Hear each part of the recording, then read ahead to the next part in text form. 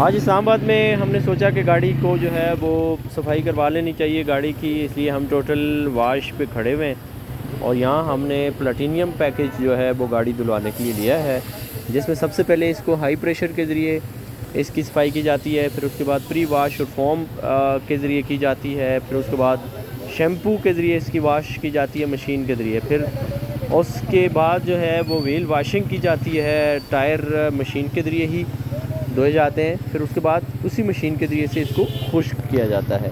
फिर उसके साथ साथ अंदरूनी सफाई भी की जाती है।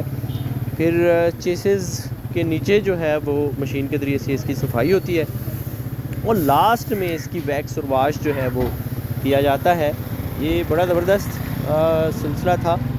सफाई वैसे भी की जानी चाहिए, अपनी भी सफाई रखनी चाहिए। निस्फ़ ईमान है, जहाँ हम रहें उस जगह को सफाई सुथराई होनी चाहिए और फेसबुक की भी सफाई होनी चाहिए। इसी तरह इंस्टाग्राम पे भी होनी चाहिए और टिकटॉक पे भी होनी चाहिए। अब आपका मवाद जो है वो जितना भी सोशल मीडिया पे जाए वो भी साफ़ सुथरा होना चाहिए।